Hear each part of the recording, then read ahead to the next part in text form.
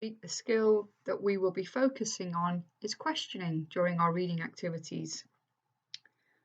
When faced with a text, we can ask questions before reading, during reading, and after reading. And we're going to be looking into all of these in this video today. So on the left, you can see the title of a text. There's also a date on there. There's a photograph. And you can't see the text, so I want you to think about what kind of questions we could ask before reading this text. We can see that the title says, "You don't suffer from a stammer, you rock it," and there's a photograph of a boy. So I will reveal the text to you shortly. Before we read the text, we have probably already got questions buzzing around in our head. And there's an example of the kinds of questions that you might already have buzzing around in your head. Number one, what type of text is this going to be? What is the text going to be about? Do I already know anything about this? Who is the boy in the photograph? What does the headline mean? And I wonder if you might be able to think of your own questions before we go on to have a look at the text. Can you think of any of your own? For example, you might be thinking, does the boy have a stammer? Looking at the title that says You Rock It, you might be thinking, is he in a rock group? Now, there's no right or wrong answers to this. You're just basing your questions on what you see in front of you. Here is the text. I'm going to read it to you, and then I want us to think of some questions during the reading. 10-year-old Sam has a stammer, but he doesn't see it as a disadvantage. Newsround caught up with him to learn about the amazing poem he wrote, which raises awareness about stammers. Sam is hoping to teach people about stammers for International Stammering Awareness Day, which is on 22nd of October 2020. And on his t-shirt it says, "I have a stammer, so what?" Now we've read part of the text. There is some more that we'll look at later.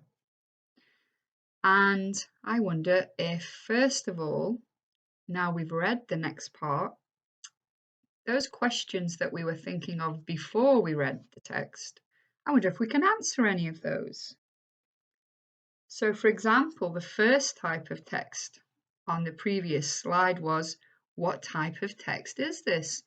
Now, you might have guessed before reading the text already, you might have had a clue, but it's a factual piece of writing. It's a true story. It's about a boy. So these clues lead us to believe that it's a non-fiction and in fact or fact piece of text, and it's based on an interview with the boy, which we can call a report. The second before reading question was, what is the text going to be about? And now we've read some of the text, we've certainly got more clues. It's about a boy wanting people to know about stammering. The third question was, do I already know anything about this? Well, I can't answer that for you. You may have had somebody in your family that has a stammer, or you may have seen this boy on the news before. Question 4 was, who is this boy? And the boy was Sam, 10-year-old boy called Sam. Question 5 was, what does the headline mean? Now the headline, which isn't in front of you right now, it was, you don't suffer from a stammer, you rock it. So what does that mean?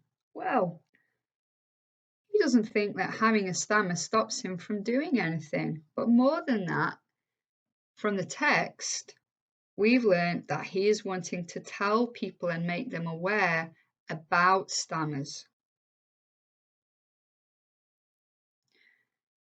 Now we've read that, we might also have new questions that we can add to our list. Do you have any new questions?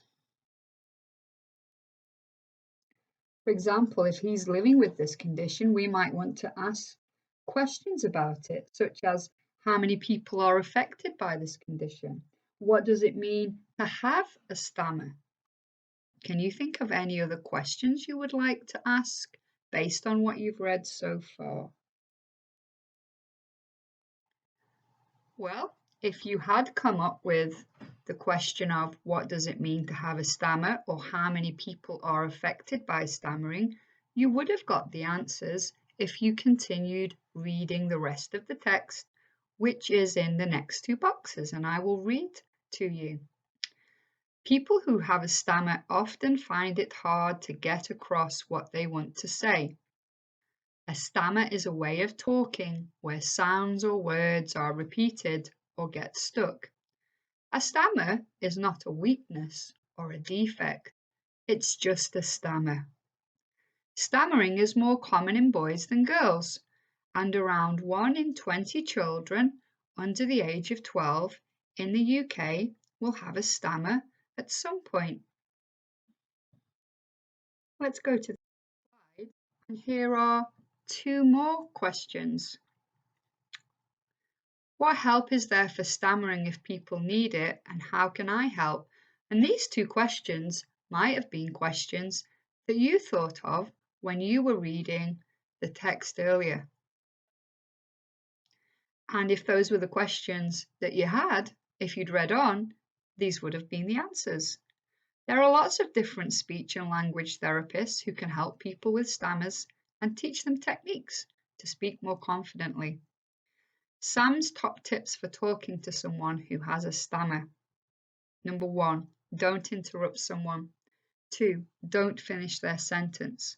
3, be patient and give people lots of time. And I actually think that we can all learn a valuable lesson there, not just for people who have a stammer, but for everybody. So we're going to go on to the next slide now. After this video, I'm going to give you the link so that you can watch the report and listen to it, because when Newsround interviewed Sam, they filmed it.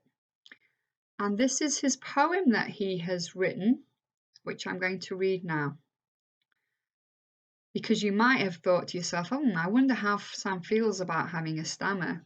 And this would be the answer. I have a stammer. I have a stammer. It's a part of me. My words get stuck and they don't flow free. It doesn't mean I'm shy. I'm not weak or scared. Sometimes my words are just hard to be heard. The words are right there on the tip of my tongue. They often get stuck and my pauses are long. Sometimes I repeat a sound or a word. This makes it hard for my voice to be heard. I ask you to wait, be patient and smile. My words will come out, but it may take a while. Don't finish my sentence. Don't laugh and don't stare. Just give me some time and show me you care. The more I relax, I want you to know, I feel more confident and the easier they flow. I am important too. My opinions still matter. I just struggle to keep up with the flow of the chatter. Be happy being you, and that is the key. I have a stammer. It's what makes me me. What a fantastic poem that Sam's written there.